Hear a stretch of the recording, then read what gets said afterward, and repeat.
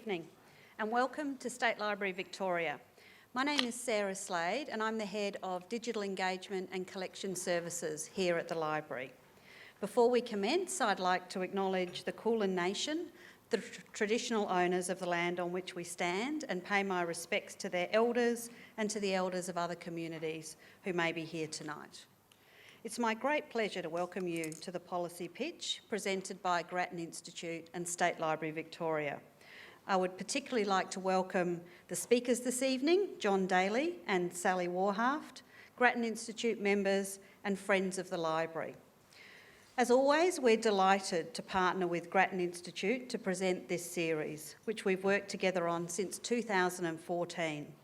The library and Grattan Institute are very different organisations that have much in common. Both are driven by big ideas, by the importance of research to answering society's important questions, and of course, both aim to make this knowledge accessible to a broader public. In terms of big issues, 2017 has certainly been a big year and always topical. The policy pitch has reflected this. We've covered issues from the battle against obesity and the need to create better classroom environments, to housing affordability, to the rise of populism.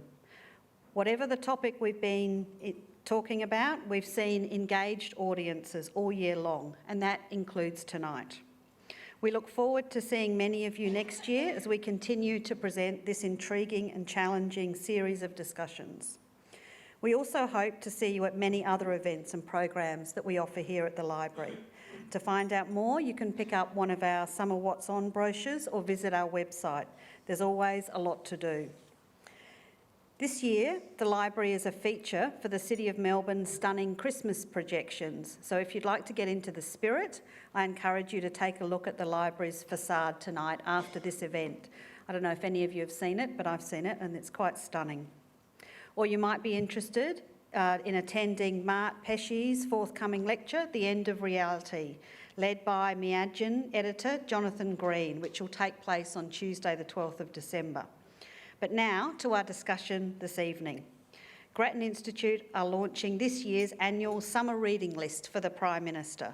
The list includes books and articles that play a critical intervention into Australia's public debates and is a must read, not only for the Prime Minister, but for all Australians. It comprises a great selection of reading material for the holidays, and I look forward to hearing more about it soon. With that in mind, I'm very pleased to introduce our speakers this evening. Sally Warhaft is a Melbourne broadcaster, writer, and former editor of the monthly magazine. She is the author of Well May We Say, The Speeches That Made Australia, and the host of the Wheeler Centre's Fifth Estate series. John Daly has been CEO of the Grattan Institute since it was founded 8 years ago. He's published extensively on economic reform priorities, budget policy, tax reform, housing affordability, and generational inequality. He has worked at the University of Oxford, the Victorian Department of Premier and Cabinet, consulting firm McKinsey & Co, and ANZ Bank in fields including law, public policy, strategy and finance. So please join me in welcoming John and Sally.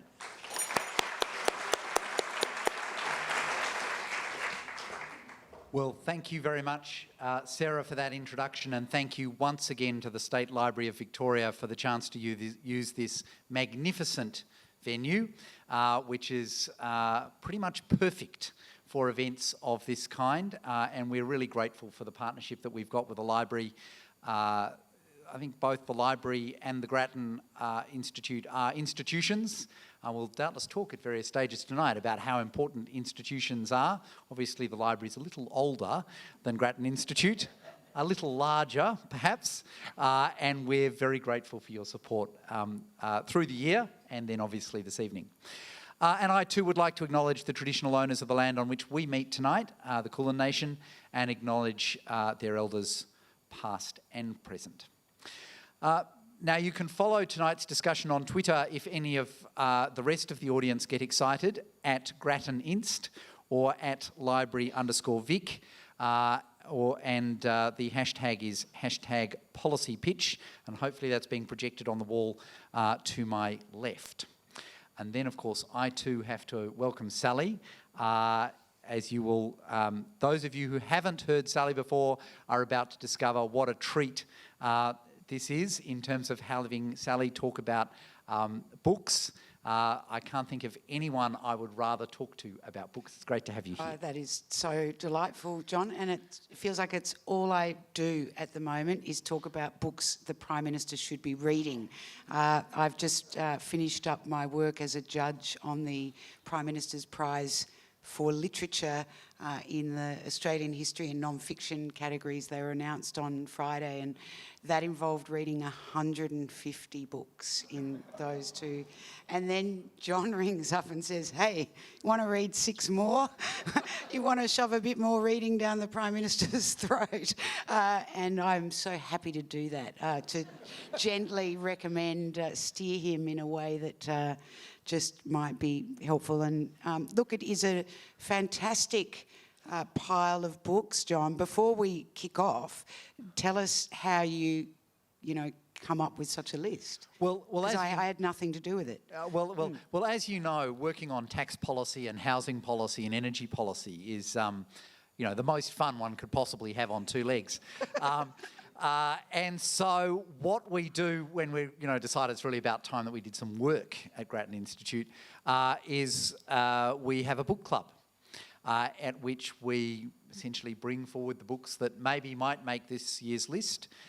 Various members of Grattan Institute bring their book for this month, or maybe 2 or 3, and argue about why it should be included.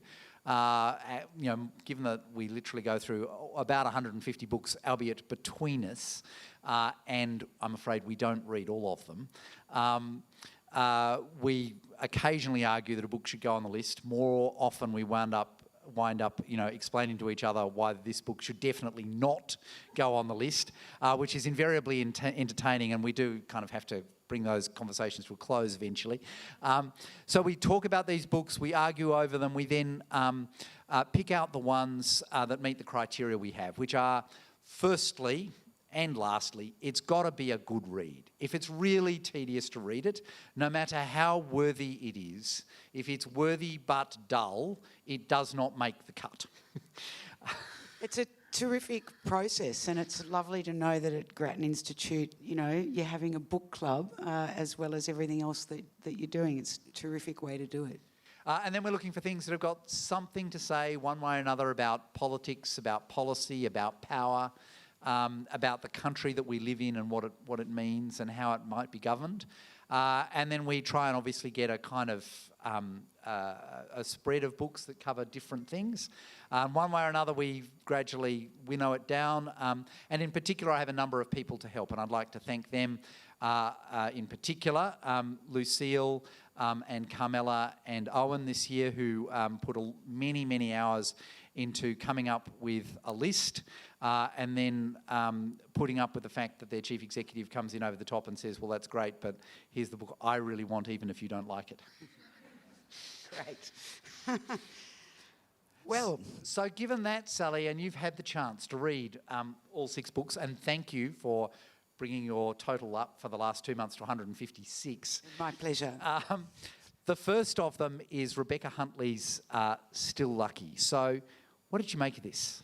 Well, I think even if the Prime Minister doesn't have time to read this book, and he should just wave the title in front of his face, Still lucky, Malcolm. We're all still lucky. Look, Rebecca Huntley's research, it's impeccable, and it goes back over time. And I think one of the things I really liked about this book is some of the longer term comparative studies that she's done. I am not an optimist in the same way Rebecca is. And the subtitle of this book, Why You Should Feel Optimistic About Australia and Its People, it's just, I don't share that feeling. There are obviously parts of this book that make me a little less concerned I suppose. I would have retitled this book, I was thinking about it, Still Grateful. I can see where you're coming from, because certainly what I took out of it was that Australians today are not really feeling that lucky. They're feeling that they're much better off than they were 15 or 20 years ago. And they do acknowledge that. And I think, as you say, the way that Rebecca draws out this history so that you can see that, and also the way they talk about things and how that's changed over time, you can see how social attitudes have really moved for the better. You can see people acknowledge that they've got more resources than they used to, that they live better than they did. But at the same time, you can see this extraordinary anxiety. Through everything. Yeah. And then the bizarre thing about it is, even though they recognise they've become a lot more prosperous, in many ways they're more anxious than they were 15 years ago. And the tracking of, the sort of fine tracking on this, where it really dates to the GFC. And this really strange and interesting sort of anxiety that ebbs and flows for a while, but basically becomes cemented into something that feels a bit like a change in our culture. But that anxiety that you're talking about is picked up in this book with everything, with parenting. The chapter on how children are sort of dealt with and raised, and parental guilt, and it made me feel like we really are quite a sort of child-loathing country. I think it's a little unfair when it points out how much time we spend ferrying them, to wherever it might be. Out of guilt and anxiety, though. Yes, absolutely, yeah. But I think one of the fascinating things is that perpetually, or a lot of the time, this guilt and anxiety is about things that we're often wrong about. So for me, one of the things that comes through is a huge anxiety about work and the security of work and all the rest of it. Now, this, of course, is something that we do study at Grattan Institute, and any way you cut the numbers, more people are in work than they used to be, more work is available, participation rates are up, people are staying in work for longer than they used to. So for in any given job, the typical length is longer for a person of a given age. On the other hand, they are perpetually reading about the future of work and the insecurity, and the robots are coming. Now, the fact that the robots haven't actually come, and the fact that when the robots have come, actually other jobs have been created, seems to have sort of passed the population by, because that's not what they're reading, I think, a lot of the time. And so I think one of the things that's going on here is that people are being told to be anxious, and they are. I think that's true, although you're a real optimist too, aren't you, John? I forgot. See, I think the robots still are coming in one form or another. But the really deep anxiety too, and I think that it's throughout this book, is the attitudes to government. Yeah. The two things are that Rebecca identifies. Australians, they want to be governed. We are, and it gets back to that, the late and great historian John Hirst's idea that we are a very obedient people. And part of, I think, the contract of that is we expect to be governed and governed well, and we don't feel like we are being governed well. And for this book, for Malcolm Turnbull, for anybody in Parliament at the moment, that sense of nothing being done into the future. Nothing that is taking a long-term view. And you see it in the chapter on women, which just starts off with the words, Australian women are exhausted. And, we know we didn't need any research at all to understand that, but the reasons why, again, are interesting, and they tap into the lack of long-term. Everybody knows this. Everybody knows that 50%, if we just take this chapter, of Australians are struggling under a weight of an exhaustion that isn't being changed by a parliament that is still vastly men. I was at Parliament House on Friday, and I was walking around the Great Hall I mean, it's all men. There's painting after portrait after portrait after photograph. I mean, they are almost all men, and it is still far too much that way, and the Liberal Party in particular. You can't... People want something to happen. And I think she does a lovely job of talking about the history of attitudes to politicians, the enormous hope that went with Kevin 07. Yes. And that he was the first person who'd been voted for a long time. And then a series of leadership changes that many people didn't quite understand where they were happening, but saw them as evidence that politicians were more interested in each other, basically, than in the public interest. And then, of course, a bit of a wave of hope when Malcolm Turnbull came in, and then a perception that he's not acting out his own personal values, that he's captive to conservative forces in the Liberal Party, and a frustration that politics is not delivering for them. And I think that one thing that does come out of the book very much, and is very insightful, is the way that a big part of this anxiety is a belief that the country is doing quite well. We've got a lot to be grateful for. I think that's a lovely retitling. But the biggest worry of all, that politics is not going to deliver the policy that we need for the long term. I think that is a really great summary. So why don't we move on to Michelle de Kretz's Life to Come. So we do try and keep a novel on the list.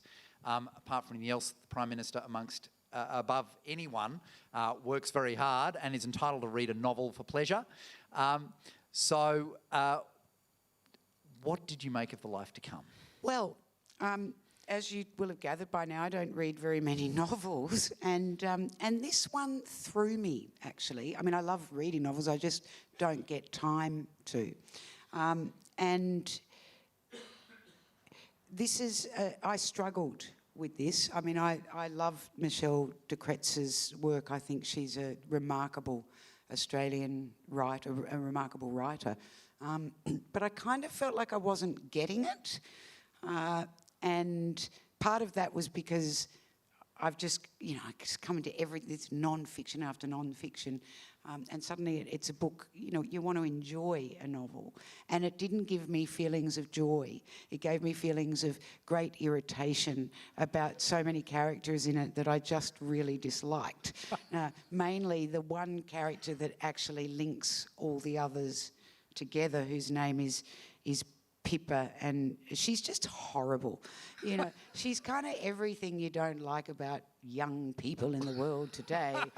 And she's somebody who, as Michelle writes, everything needed for greatness except talent. She's just this ambitious, pretentious. She's sort of also the perfect progressive, which really irritated me as well. So she's got all the correct views on everything, except when they impinge on her happiness. So she really wants to be a vegetarian deeply, but she likes taking Instagram photos of food more. And this is just throughout her. And so you loved it, didn't you? Well, I didn't mind the fact that some of those things were slightly punctured. Michelle has a very, very sharp tongue. It does have to be said, and I enjoy a sharp tongue, which probably explains a lot about my family life. Let me give you an example. She's talking about the fact that not enough Australian novels are taught in literature classes in our universities. I think Michelle actually has it is in for universities in general, but we'll come back to that. And they run a survey and they discovered that 86% of English majors had never read an Australian book. Asked to name a contemporary Australian novelist, response were more or less equally divided between that Oscar and Louise guy and Stephen King. And most declined to name a novel by Patrick White, although one student recalled Riders on the Storm. But the Liberal government was delighted about this because these results were welcome. They could be blamed on the ousted Labor government. Predictably, the national broadcaster a viper's nest of socialists, tree huggers, and ugly barren females had seized on the survey, exhuming one of its bleeding heart ideologues to moan about funding cuts to education. The flagrant bias of the national broadcaster was a gift to the government's spin doctors, but the survey struck an unexpected chord with the right-wing press. Aussie heritage lost to multiculturalism, broadsheet, was backed up by our classroom shame, tabloid. At this warning, shot from its chief ally, the government acted decisively and the Centre for Australian Literature opened after just 5 years. Yeah, she's sharp, isn't she? I mean, the other thing it's a great critique of our modern urban life. There's no, Don Bradman taking Phar Lap for a walk on the beaches of Gallipoli in this book. It's all, in fact, there's a lovely, just a one-line quote where one of the characters is invited to a sheep station in Western New South Wales, and someone says to him, "It's the real Australia out there," said Lachlan, as if Sydney were a collective hallucination. And I do love that about looking at our cities and our urban sort of centres. But it's rather like Canberra, this book, in that it just involves a whole cast of characters who are desperate to make sense of things, of their lives, and imagining things being better. I suppose that there's something around the corner that's always going to be better. And in that sense, there are lots of things in this novel that tap very directly into Rebecca Huntley's work. Yeah, into all of our anxieties. I mean, the structure of the novel's quite interesting. It's essentially about 5 episodes, and they only link very loosely together through the central character, or rather the binding character, Pippa. She's not even really central. But then for me, I mean, this did worry me slightly, and I kind of went back and read it again, and it's a book that does bear reading twice, which is one of the marks of, I think, a really good novel.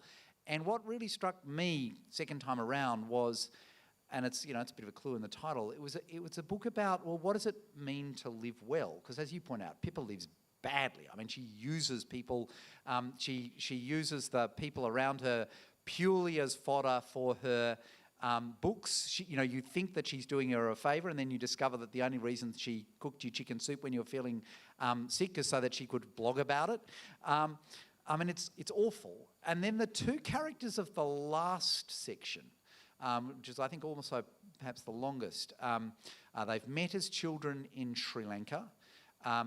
One of them has basically been sent away from school, as we ultimately discover, because she became pregnant.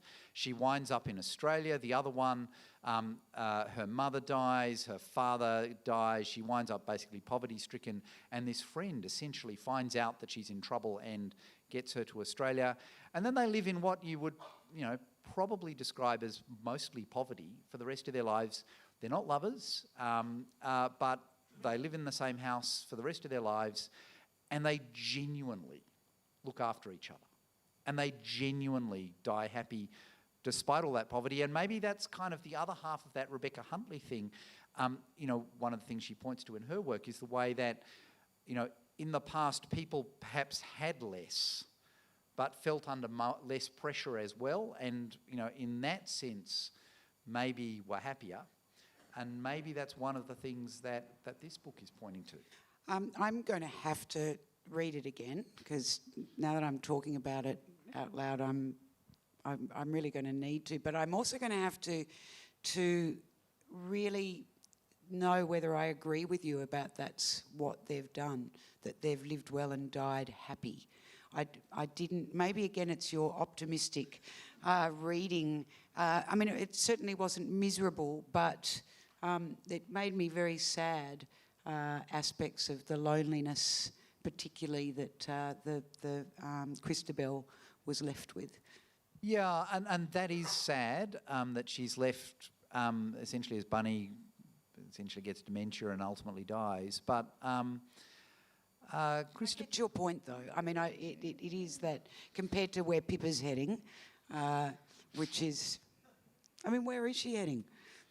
Oh, look, you know, doubtless spending her time ferrying kids to the football. Perhaps, yeah. So that probably takes us to the next one, which is a little bit more serious.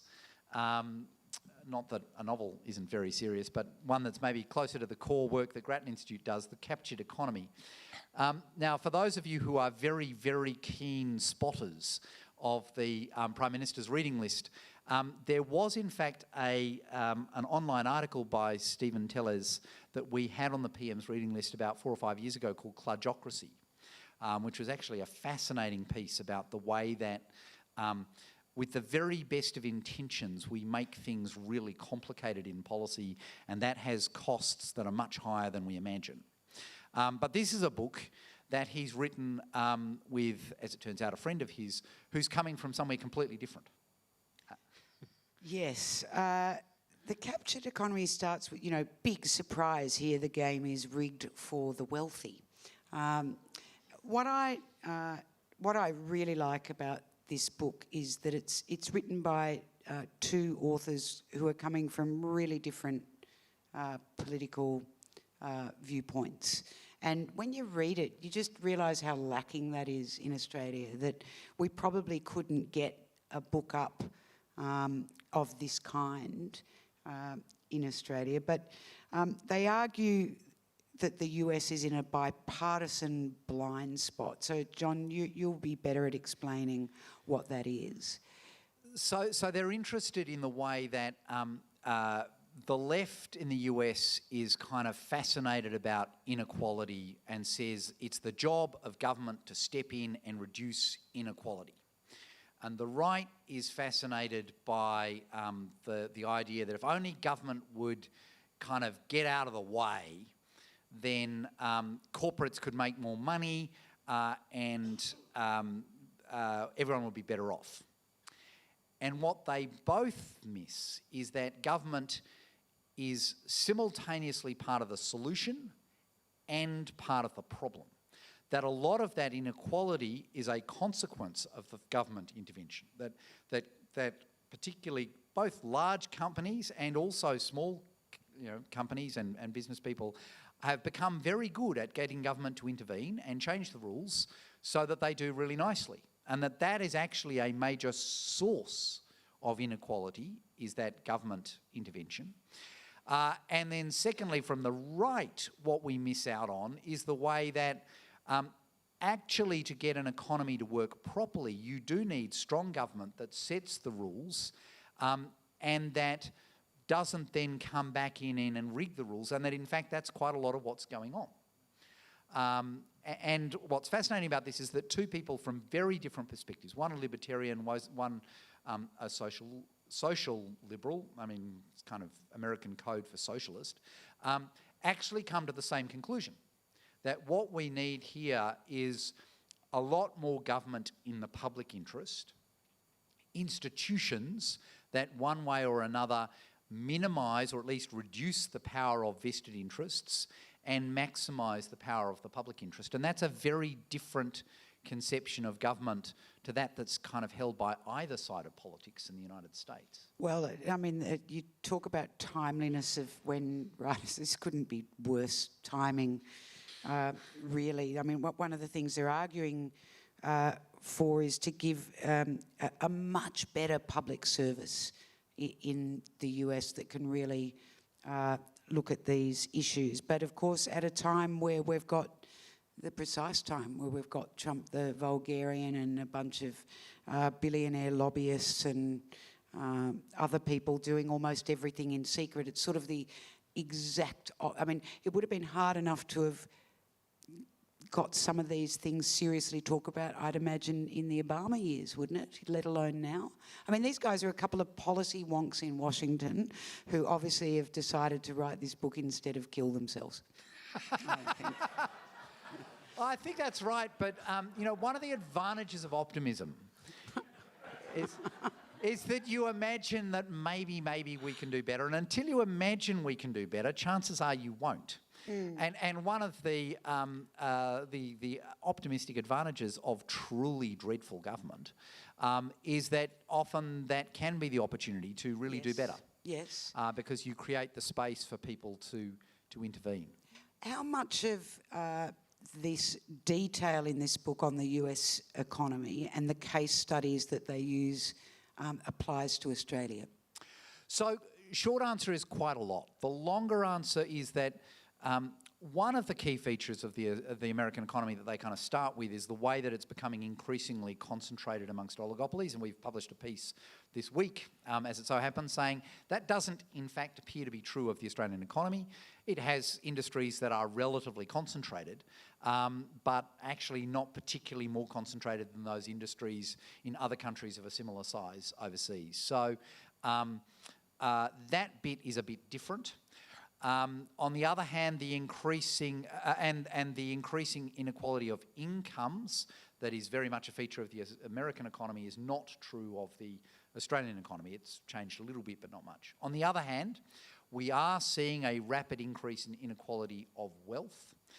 And when you look at the particular industries that they talk about being captured, they talk about the finance industry. And I think in particular our superannuation industry is, or more to the point, our superannuation regulation, completely captured by the industry. And that's partly because on one side of politics, you've got a series of large banks and other private institutions that have historically always been seen as being more aligned by the Liberal Party. On the other side, you've got a whole series of industry super funds that are in any number of ways entwined with the Labor Party, and consequently, it's quite hard for politicians of either side of politics, let alone from both sides of politics, to regulate that industry in a way that's ultimately in the public interest as opposed to the producer interest. So that's finance. Then you get intellectual property, which has essentially become a game for increasing the rights of right holders at the expense of the public interest. I mean, the US has, or rather a number of interests in the US have very successfully used trade policy to impose US intellectual property rules on the rest of the world, including Australia. So we, for example, now protect the rights of copyright holders for 70 years after the death of the author. Now, maybe there's a couple of authors who write because they're hoping to make their children rich, although I'm guessing it's not that many of them. The number who write to make their great-grandchildren rich, I'm guessing that's pretty small. Yeah. And you can see that in all sorts of areas of intellectual property. And as they point out, actually there's the actual economic and intellectual case for the protections of intellectual property that we've got are quite weak. When you look at, there's any numbers of areas where there's no intellectual property protection at all, and in which you nevertheless get lots of innovation. So the most obvious of those is actually restaurants. So it's basically impossible to protect a recipe. And yet, we have any number of restaurants around Australia that innovate like crazy. Then there's occupational licensing. Ask anyone in medicine about how our medical specialties protect what you can and can't do if you are or are not a member of the specialty, and protect how easy or, more point, difficult it is to become accredited as a member of the specialty.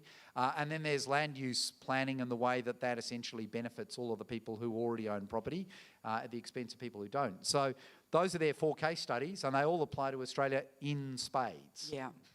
I mean, when you see books like this and you measure them up against the sort of ongoing mantra that everything's going to be okay with the economy, which of course people don't feel that. Whatever the numbers are, people are not feeling it. Rebecca Huntley's work shows us that. A sense of things can even give you that. I think if you look at the housing problems in Australia at the moment, or the sense that there's a boom, there's a bubble, it's going to burst. Lots and lots of people are saying it. Lots and lots of people are writing about it, but it doesn't have any correlation with what government says, which is always, no, everything's going to be fine. Everything's just going to be a version of what it has been. And I think that's where books like this, I'd really like to see an Australian version of this book, actually. We're working on it. Are you? No. Terrific. Yeah. So that takes us to Burnout. Now, you told me beforehand that you'd read this quickly. I will confess, no disrespect, but when I sent you these 6 books, I would not have picked that as the one that you read straight through. When he says I read it quickly, I couldn't put it down, is what he means. It still took a while. But yeah, no, I really, really enjoyed reading this book. And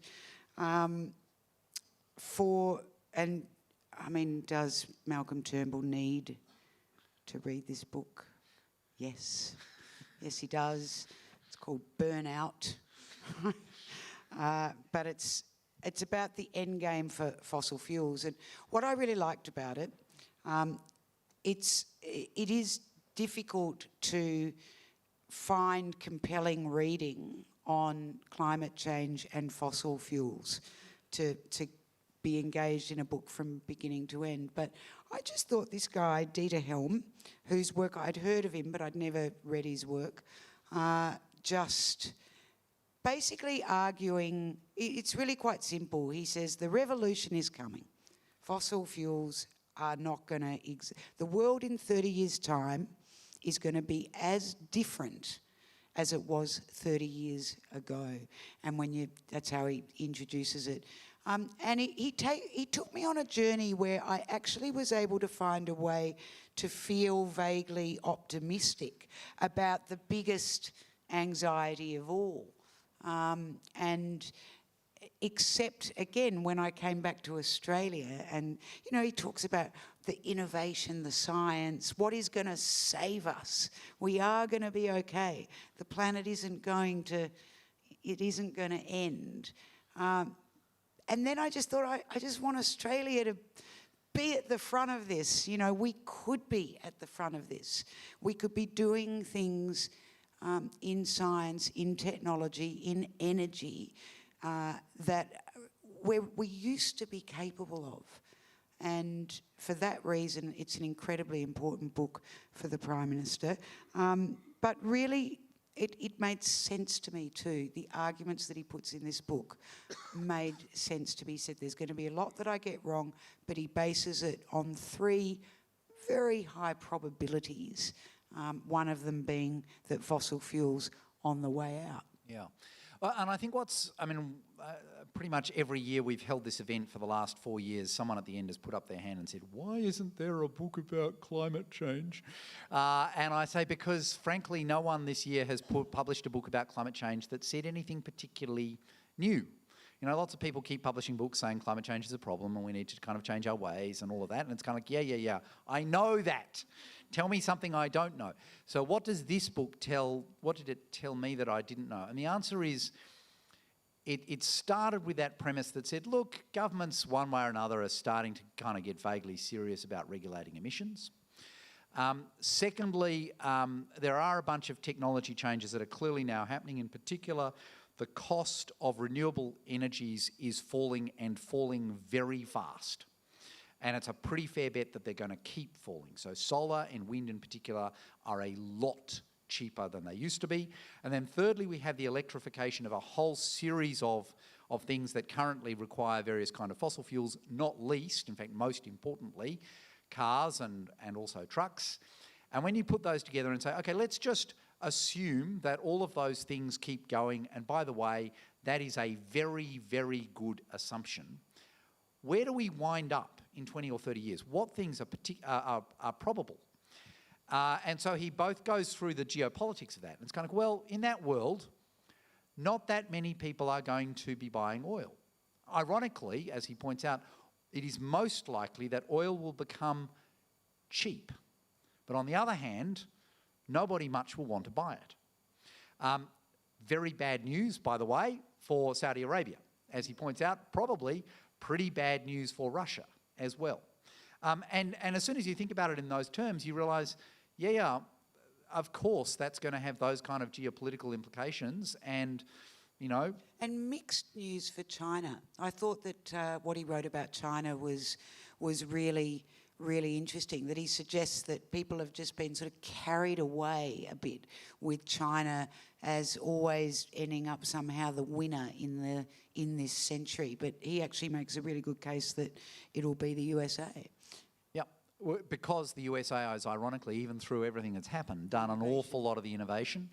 And probably wind up doing quite well. And then also goes through and thinks about what are the implications for companies. It's kind of, well, you know, the smart strategy for an oil and gas company, dig it up as fast as you possibly can and sell it as fast as you possibly can, because chances are there may not be a lot of buyers in 15 years' time. Don't worry about the reserves. Don't worry about you know, the fact that that might depress the price in the short run, because you're not going to be able to sell anything in 15 years. And actually, that's one of the dangerous scenarios of the book, is that it encourages even more emissions in the short to medium run. Interesting story for electricity companies in this world with a lot more wind and solar. Inherently, it's a much more distributed grid. Any way you think about it, this is going to be an awful lot of disruption, and only very agile companies tend to survive those kinds of disruptions. If you think about, you know, which companies survived some of the IT disruptions from, you know, 20 years ago, and really IBM is one of the very, very few companies that survived, and it completely reinvented its business model, got out of making big machines and got into consulting. And it's about the only one that made it through. He takes you through the little history of it, doesn't it? Yeah. How poor big companies are at redirecting. When you think about how the words innovation and agility have completely disappeared from our dear leader's lips, it was like, you know, something was just switched off. And yet it's at the very, very moment that we really do seriously need to be talking about these things. Well, and I think innovation, not only in the sense of Australia inventing things, important as that is, but even more so in terms of Australia adopting things, which is, you know, that's the big part of innovation is, well, if there's better ideas out there in the rest of the world, and chances are 98% of the good ideas are not, in fact, invented in Australia. We're only 2% of the world economy. So the big game is adopting those 98% and you know, hiding our heads in the sand and hoping this is all going to go away. It's probably not a great strategy. We heard about power companies, and you know, power was such a big issue politically this year. And when I read this book, I just thought what a missed opportunity it was for actually Malcolm Turnbull to be able to get a discussion of climate change back, to couple it with, to talk about energy and how we're going to get it and how we're going to get it long down the track. But instead, it was all about the price. And the cost of it to a household. And yeah, and in a way that people's anxieties are greater than that. It's important. What power costs is important. But it was a missed opportunity in terms of perhaps looking longer range, and maybe he can't say innovative anymore because people just roll their eyes. Yeah, to be very slightly fair, I think that the National Energy Scheme, the National NEG, what is it? Guarantee, thank you. National Energy Guarantee actually has inside it, and heaven knows it's very sketchy, but it does have inside it a little bit of that very forward thinking. You know, how do we regulate the grid in a world where most of the power is generated at zero marginal cost? Inherently, that means a quite radical shift to the way that the market works. That is a problem that countries around the world are grappling with, and no one's really solved that one. So we're kind of making up the regulation as we go here.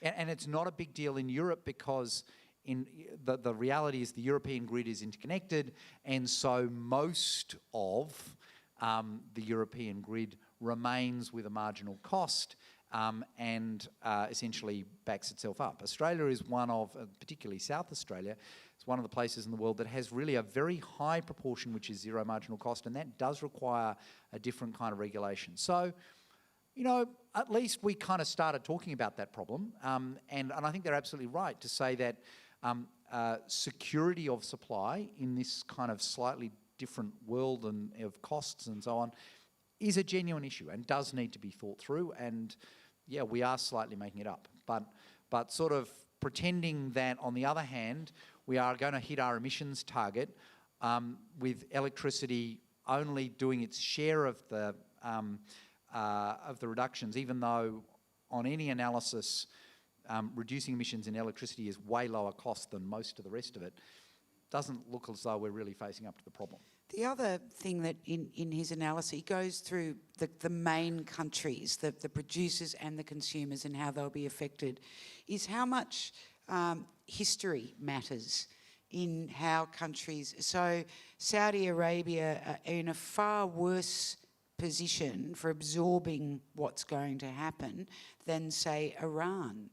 And simply because Iran has a much, much deeper history and covers a lot more ground in trade, in culture, in all these different areas without simply relying on one thing by a massive extended royal family. It's really interesting. And that history in terms of understanding, look, this is how it's played out in the past. You can probably expect these kind of things to play out the same way. Yeah, and so Australia too should look to its history as well as into the future. We're so just stuck, in today, every day. So now we're going to talk about something that breaks the mould, which is Angela Pippos's book about taking a hammer to sexism in sport.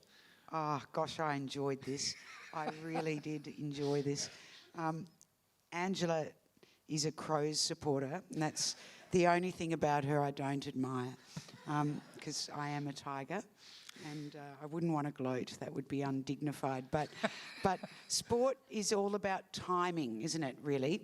And this book, you just talk about good timing, that she has... published this at a time where we have, of course, witnessed in an area of Australian life that is just... Angela, this is a quote, she says, "If sport were a cake, the filling would be chest hair." And yet in this most male bastion, we've actually seen a leap in the past 12 months that politics is just unable to achieve, and the working world of Australia is unable to achieve for women. Yeah. Well, I suspect there might have been just a little bit of good luck. So from what I can make out, Angela started writing this book around about 2014, 2015. And the first half of the book is about, how essentially women have got a raw deal out of sport for a long time, and that this genuinely matters. That the reality, like it or not, is that sport is a big part of Australian culture. And if sport really only applies to half the population, that's a wee bit of a problem. And she documents all of those issues in terms of the social barriers, the cultural barriers, the institutional barriers to women in sport. She talks about the frustration of all of that, the chicken and egg argument about the way that, supposedly no one's interested in women's sport, therefore nobody actually plays women's sport, therefore there's no star players for women's sport, and because no one's interested, therefore nobody televises women's sport, and because no one televises it, no one's interested in women's sport, and around you go, around and around. But not just in professional sport. She talks too about just women participating in sport. We all know, because thanks to Rebecca, that they're just too exhausted because they can't get childcare and all the other things that need to happen to actually go and play netball or whatever it is that, is fancied on a Wednesday night. That wouldn't be my cup of tea. But I want to read one little quote, if I can. I have to put my emergency glasses on that I'm to read this. I just found this hilarious. Some of you might know some of these names. This was when Australian rules returned to the Adelaide Oval, and Angela went to check out the redevelopment of the ground. She's having a wander around, it's all exciting. And then she noticed the names of all the... So there's the revamped... Here it is. I'd read about Barry Robran becoming the first football great honoured with a bronze statue at Adelaide Oval. Terrific. I thought, you can't argue with 3 medals. He's one of 4 football icons to be recognised in this way at the revamped Oval. The others are Russell Elbert, Ken Farmer and Malcolm Blight. Statues have also been commissioned to honour 4 South Australian cricketers, Darren Lehmann, Jason Gillespie, George Giffen and Clem Hill. Max Bashir, the South Australian Football League's longest serving president, is one of the 5 men with a pavilion named after him in the Eastern Stand. The others are Gavin, Jack, Foz and Mark. The Chapel Stand recognises brothers Ian, Greg and Trevor. There's also the Bob Quinn Gate, adjacent to the Clary Grimmett Gate, the William Magory Room, the Graham Corns Deck, the Rick Davies Stadium Club Bar, the Neil Curley Members Bar and the Lindsay Head Terrace. The names Bob Hank and Len Fitzgerald adorn the 2 bridges that link the southern and eastern stands, while John Cahill and Andrew McLeod have a room each in the southern stand, a stab pass from the Peter Carey Bar. Are you detecting a trend? The John Halbert Room is located in the eastern stand with a section for the John Platten Bar, and on the ground level is the Gary McIntosh Bar, and then there's the Lee Wicker League Room too. I'm surprised they didn't commission a giant set of brass testicles to hang above the entrance. How good is that? It is terrific, but then she also picks up the cultural pieces around this. There's a lovely bit where she talks about research. When you go and ask children, so 10-year-olds, what is it like to run like a girl? They say, well, you kind of run fast like a girl. But when you ask adolescents, what is it to throw like a girl? They start bringing in ideas of awkwardness and so on. And so, it just shows the cultural patterning of this, and it clearly runs deep. And it's worth, on the other hand, that's kind of like part 1 of the book. And then part 2 of the book is, quite a lot has changed. In 2016, there was a women's AFL game that was televised and 1 million people watched it. That's not niche anymore. That's a lot of people. And they all, voluntarily, without having, lots of things pushed at them, watched a game and loved it, clearly. Absolutely. Even if those women were paid about, 10%, I think, of what their male counterparts were. It's interesting, this, and I sort of don't really know how to feel about it. I'm so thrilled about women's football, and I can see what the AFL are doing in trying to nurture it. They're not paying equal wages. At what point in 2017, why does it have to be part-time for the women? And yet they've come this far. They will go on with it. They've done something that politics has been completely incapable of doing, and it hasn't been easy, I think, for the AFL. I think they've been, as Angela writes about, they've been really courageous. They detected something, they picked it up, totally supported it, and have a plan. Well, and of course there have been sports in which women's pay has started to increase. It's still got a long way to go. Tennis, of course, actually got there a long time ago. Essentially because the players more or less went on strike and said, we're not going to play in the US Open unless we get paid as much as the men. And that, it's not universal across tennis, but it's pretty close. There's a number of other sports which have at least made progress over the last couple of years, and at least we have, a full-on AFL draft for women. So, progress. And I think one of the really interesting things is, in a world in which, the common complaint is, we're not making progress on any of this stuff in terms of either policy change from economic purposes or for social purposes, how did this happen? And I think that that's where the book is also really strong in terms of just telling those stories about, well, how did it happen? And the answer is, well, look, partly it was a bit of social institutional pressure that said, you know, it's really just not good enough to have an AFL commission where everybody is a man. You've got to have a token woman. So they got a token woman. But of course it was Sam Mostyn. She actually, you know, did a great job. And then they said, actually, one's probably not good enough either. So they wound up with Linda DeSalle. And then they talk about how they basically raised the fact that there was no women's competition and no, you know, the AFL was not taking women's football seriously. Literally every board meeting they showed up to until the rest of the commission kind of got with the program. And then today you're in a world in which 25% of the children doing Auskick are women. Now that's got a way to go, but it's a transformation, and it's a transformation that happened partly because there was social pressure to put more people on the sort of governing bodies.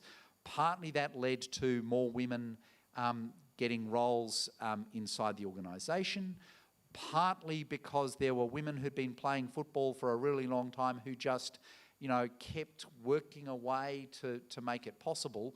And I think it shows if you really believe in a cause and if you plug away at it for long enough, it is surprising that you can make some progress. Yeah, I guess we've become accustomed to not expecting progress.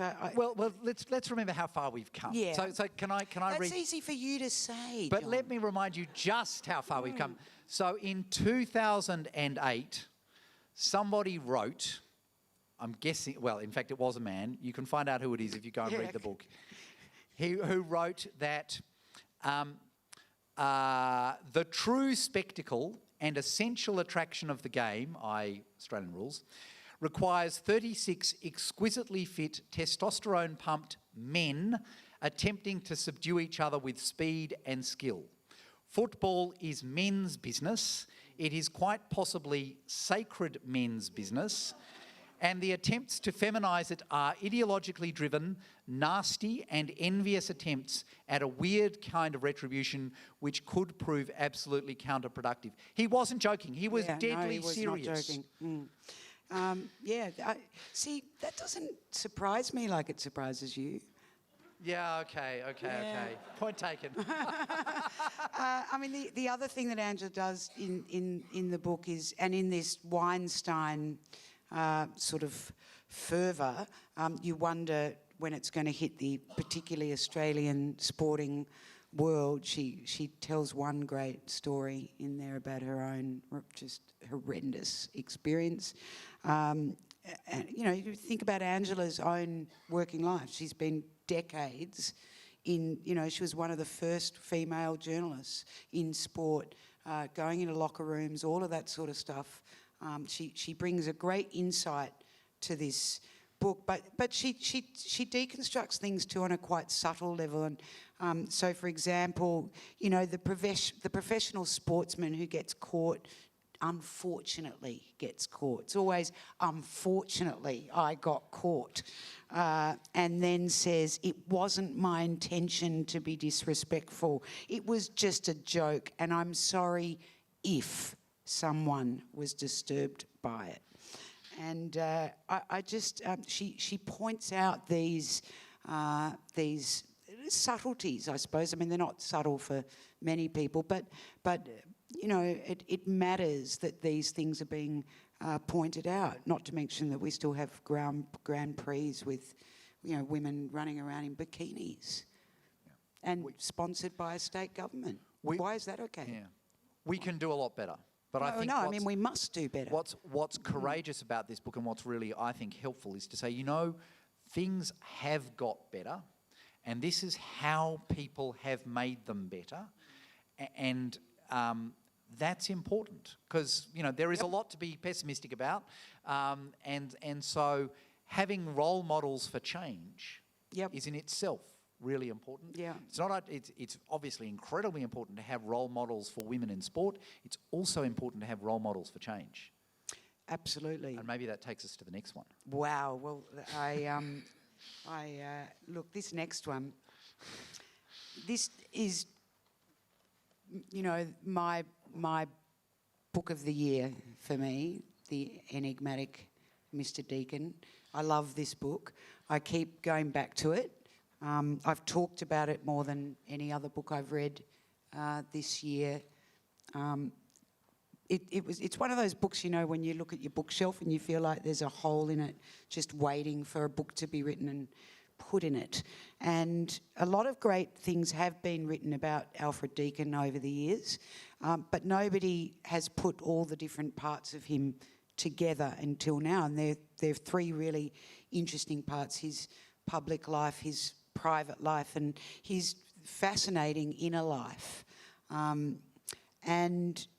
You know, I really, really hope Malcolm Turnbull reads this one. Yeah. So what's interesting about Deakin? I mean, one thing that's really interesting, and it's kind of a bit of a contrast to Pipos, is the way that although Deakin was he was quite a figure in his own time, a huge figure in his own time, but he was never a mate. He didn't swear and rarely drank. He didn't play organised sport, nor fight in the Great War, was unfailingly courteous, and although many loved him, he always held himself a little aloof. And in fact, he was a reluctant politician. And I've been thinking about this for a while, that you know how they drag the speaker in, who's meant to be reluctant? We should just stop that. We should start dragging our prime ministers in. And we should find leaders that are reluctant. Deakin didn't want to be prime minister most of the time that he was prime minister. And I think that's a big part of why he was able to believe in things and follow them through. And whilst, you know, much of the Australian settlement, of course, has come undone, things that he was very supportive of. The two greatest achievements of Deakin are the two very things that are just driving Malcolm Turnbull absolutely bonkers this year, which Federation and the High Court. You know, they got it. They did it so well. They did the in so many ways, and they did it so that it couldn't be undone. And it's you know, the idea of something being that lasting, it's marvellous. Well, that, and I think on any number of policies, some of which haven't survived, but many of which survived for a very, very long time. What's interesting about Deakin is that most of the time he was Prime Minister of a minority government. Yep.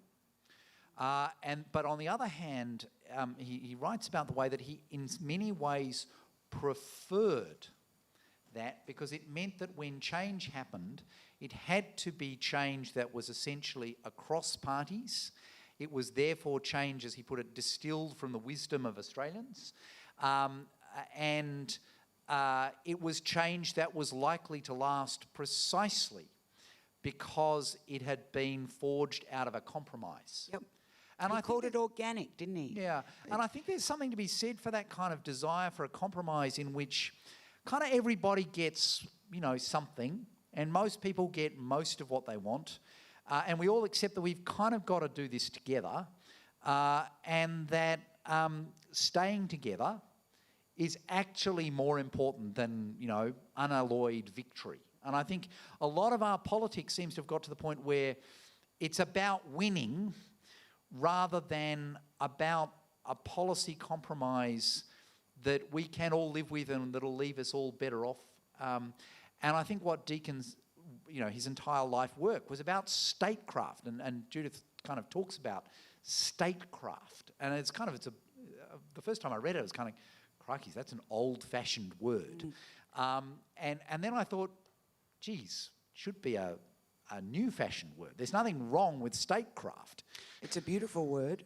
The other thing that Deakin really got was understanding that there was often only a window for ideas and policies. That it had to be a moment in time, and if you missed it, it might be gone forever. And that's something, I mean, certainly Malcolm Turnbull, if you think of the two things he's said he's been most passionate about in his life are the Republic and climate change, he ought to sort of start understanding you've got to take your moments because they might not come back again for a long time. The other thing I think is terrific is, you know, Judith is a fantastic historian, so you can always kind of smell and feel the time you're in. And for me, this was a lovely window into late 19th century Melbourne. You kind of hear about all of those seances and mediums and spiritualism, and you think, geez, that was pretty weird. Everyone kind of sitting in a room and holding hands and hoping that, the dead were going to speak to them. What was that all about, and what were respectable people doing? And then you realise, actually, the holding hands and kind of talking to the dead sort of thing was not the point. In fact, the point was that it was a way of people coming to talk about ethics and values, that's most of what they talked about, in a way that wasn't explicitly religious and wasn't controlled by the existing churches. And it was kind of, for me, that was a real insight, that that's what was going on. And seen through that lens, the enormous fashion for spiritualism in the late 19th century makes a lot more sense. And just a sort of intellectual depth to it that you certainly don't see certainly in public debates now. His most common prayer was, and if you're going to have one and be Prime Minister, was, "Oh Lord, show me the way." Rather than a sense of it. I mean, I think what Australians are sensing now is that everything's just about politicians. And this reminds you of a time where actually people didn't feel that way. Everything was different. Well, it was very different. I mean, one of the fantastic things, of course, about Deakin's life is that whilst a minister, and indeed a Prime Minister, he was busy simultaneously writing for the London media about Australian politics using a pseudonym. And indeed, the enigmatic Mr Deacon is how he described himself. Yeah.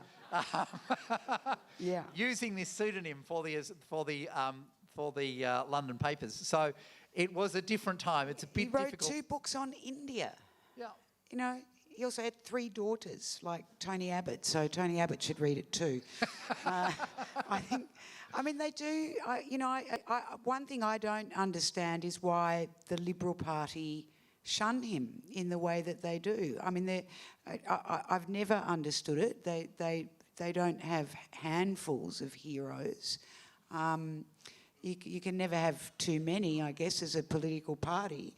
And Deakin is somebody, I think, again, I just see so many missed opportunities. I sort of think of Malcolm Turnbull as an intelligent, urbane, educated man, and there are opportunities that he's missed even in this citizenship drama where he at least could have cracked a joke that referred to Deakin or showed that he had a sense of history, showed that he had a sense of respect, but we didn't get it necessarily perfect for the times, but how well it has served us. There's nothing like that anymore. You see in Deakin's letters to, some guy he's met and known for 1 week who's from America, a richer, deeper sense of culture than we get now. Well, to be fair, we're not reading Malcolm's private letters at the moment. No. So, and he would not be the first politician that was deeper in private than he was in public. That is Although true. To be slightly fair, one of the things that's really interesting about Deakin is that in public he was quite deep. Yes. And he was prepared to talk about ethics and values and what he cared about and why he cared about it. Well, that's how they did it, isn't it? That's how they got federation. I mean, I just look at Deakin and I think, wow, imagine federation trying to do something like that today. I mean, just forget it. Forget it. We can't agree on anything anymore, let alone something that complicated that was done through speech in halls and town halls and rooms like this, but without microphones, travelling all over the country, persuading people of something they thought they didn't want. Something great. And clearly Deakin was great at that business. And here's another thing that was really different. Maybe not so much to Australian politicians, but to others. There's a lovely scene that Judith paints of Deakin in a regional Victorian area, I can't remember where it was, basically rousing up the crowd against one of his opponents who was in the room. And about three-quarters of the way through, he suddenly realised that he's really roused the crowd. Oh, this is at And Bendigo this- Australian Natives yeah, Association. Or is it or Ballarat? Yeah, okay. Yes. And that this could get very, very ugly. And so he realises this, and he deliberately just quietly starts leading them in a slightly different direction, and their focus goes away from this opponent, and it all ends very happily. And he writes about how that was a real wake-up call to him, and that he had to be careful about power and not misuse it. Amazing just to sense all that and be able to act on it and do it in the right way. It is the level of detail in this book is it's really, really wonderful, and it's one that you can read right through and then keep dipping back into. So Sally, that's the list. What would you have picked? Oh, what would I have? Well, I would have put. I would have put the winners that we chose for the. Having read 150. That's right. For the. Although, I mean, it's a different purpose, isn't it? This is for the Prime Minister's actual reading. But I would put them both on anyway. The Australian History Prize went to Elizabeth Tynan, who probably, she's not especially well-known writer in Australia, but she's written a book called Atomic Thunder about Maralinga. And again, really, really well-researched, but with great resonance to today. And Quicksilver, which was Nicholas Rothwell's book on Northern Australia. Two wonderful books. But that'd be 8. That'd be quite a lot, wouldn't it, for one summer? Indeed. And so what we also do, and it's in the back of the publication, which, by the way, if you want to send it on to your friends, you can find online on the Grattan website. We also put together a wonks list, which, of course, in fact, probably does apply to Malcolm and Lucy, who are both people notoriously interested in policy. So Alan Gingell's Fear of Abandonment, which is essentially about Australia's foreign policy and the kind of attitudes that have driven it over the last decades. Cordelia Fine's book, Testosterone Rex, which is essentially an intervention into the debate about how our minds are shaped about gender. A book, Rethinking the Economics of Land and Housing, for anyone who's kind of working in the housing space. This is the kind of big book of the year, thinking about the way that land is actually a very different kind of thing to other kinds of assets and to income, and that you have to think about it very differently. James Meek's Summerdale to Scarborough meets, my Polish is not very good, which is about the way that a Cadbury factory moves from the UK to Poland, and basically everybody winds up unhappy about it, including the people in Poland. But it's a fantastically beautiful read. Seth Stephen Daviditz's Everybody Lies, Big Data, New Data, and what the internet tells us about who we really are. So that's about the way that people tell Rebecca Huntley one thing, and then you go and find out what they actually put into search engines, and it tells you what they really think. They're not necessarily quite the same. Essentially, the entirety issue of the Meanjin Quarterly Winter Edition, it was just one of those things where there's any number of really great pieces in that particular journal. And then That's finally, a very handy list, John. Yeah, and finally, Yochai Benkler and Breitbart-led right-wing media ecosystem altered broader media agenda, which is a bit of a mouthful, and it's even more horrifying when you discover that that was the headline voluntarily chosen by the Columbia Journalism Department. So heaven knows what they're teaching their students, but it is a completely brilliant analysis of what kind of media different people with different political opinions in the US read, and the way that that's kind of coming apart. Totally amazing understanding what's going on in the US. So that's for the wonks, and there may be one or two of those in any given Grattan audience. I should wrap up at this point. So Firstly, again, an enormous thanks to Lucille Danks, Carmela Chivers and Owen Elmsley, and indeed all of the Grattan staff for their work in reading and recommending tonight's list. Thank you to the authors who are here tonight, Judith Brett, Rebecca Huntley and Angela Pippops. Can you stand up so that people can see where you are? I'm hoping you're all here. Right. And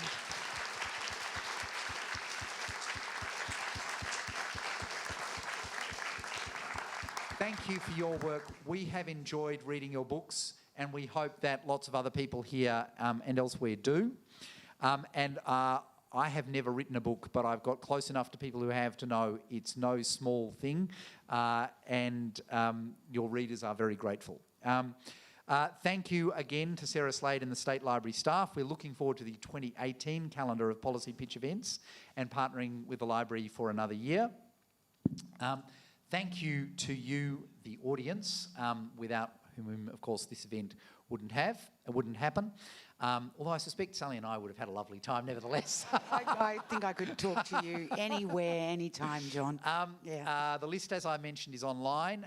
And to purchase the books, you can either go to any one of the Readings bookstores across Melbourne or online, or you can join us upstairs for a drink and a nibble. You're all welcome after this event. If you just go straight outside, slightly to the left, and up the stairs, and drinks and nibblies will be served there. And you will also find a reading stand where you can purchase the books. So thank you all very much for coming. It's been a complete pleasure to have you here, and we look forward to seeing you at any number of Grattan events in 2018. Thank you for a great 2017. Happy holidays, and we hope that you too find time to read a few books. Thank you.